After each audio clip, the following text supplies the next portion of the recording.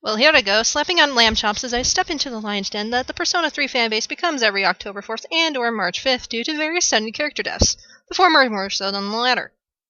And I know I'm going to get shot for this, or at least, especially since one of the characters involved is a dear favorite of mine, but personally, October 4th is written rather like shit.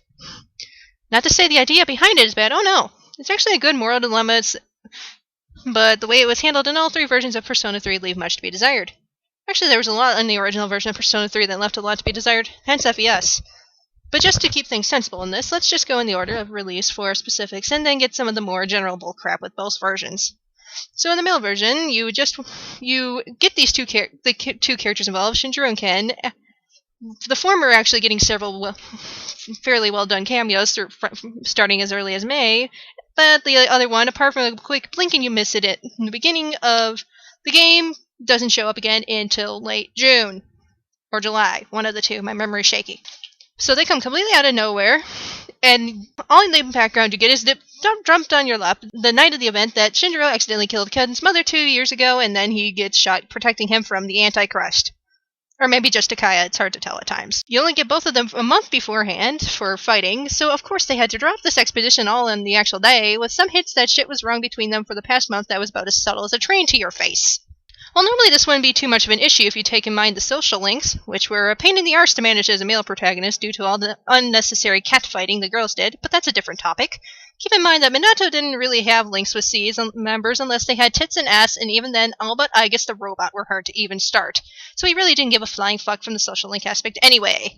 I bring this up because the social links are mainly there to provide backstory and character development. For Shinjiro and Ken, however, you only have them for a month, no social links, and just when Shinjiro starts getting interesting, it's all, oops, sorry, he's dead. We just cut off a whole slew of potential death in a subplot that would actually make this game closer to the tone of dark we want it to be. And on top of that, what little development he got was through limited scenes of him interacting with Akihiko, the scene where he saved up and gave you directions towards Fuka, and the video recording which you find after his death.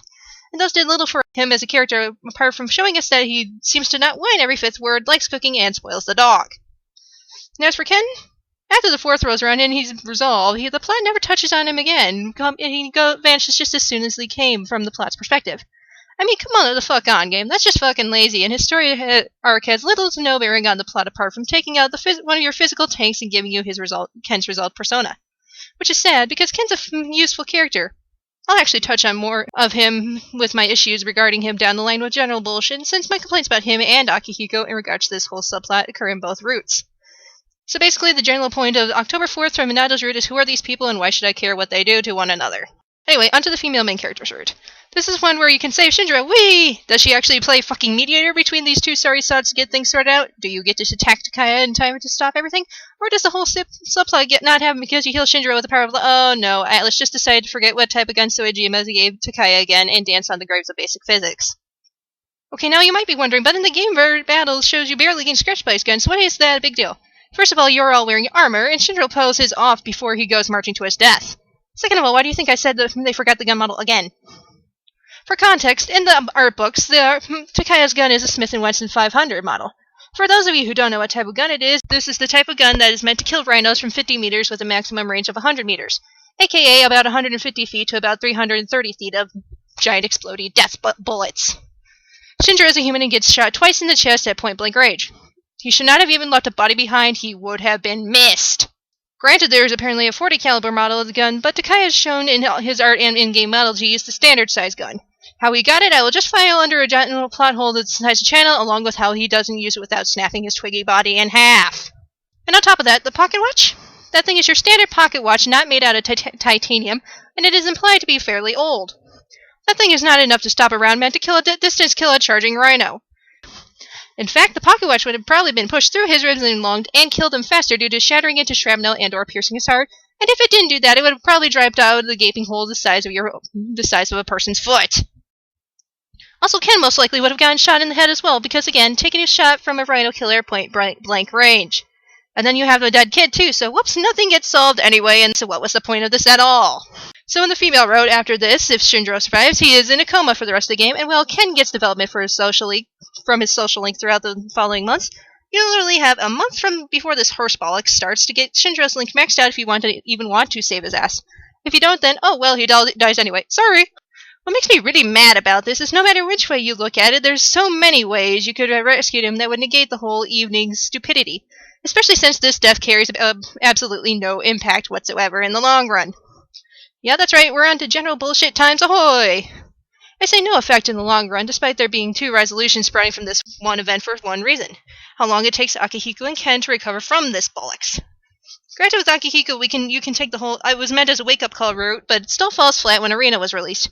Whoops, 2 years later, and Akihiko is still a colossal meathead, except now he's moved on from punching the embodiment of human despair to punching drug dealers and bears. And he apparently no longer knows what the hell his shirt is. Yeah, that's a real show of maturity there, now isn't it? My main beef with this is how he recovers from this after a day. You know, considering how close all the supplementary material and the little bits of canon makes him and Shinjiro up to be before Shinjiro did a 180 personality-wise, it should have taken him a month to at least getting better. Forcing himself into fighting after a day would make sense, but not being fully back up and at and shouting the same cliched line to the ceiling of Tartarus 5 million times in a single playthrough. For those without supplementary material, allow me to paraphrase from both the game and the side material. Akihiko and Shinjiro first met one another at the orphanage at 3 years old. In other words, toddlers. No, I'm not making that up.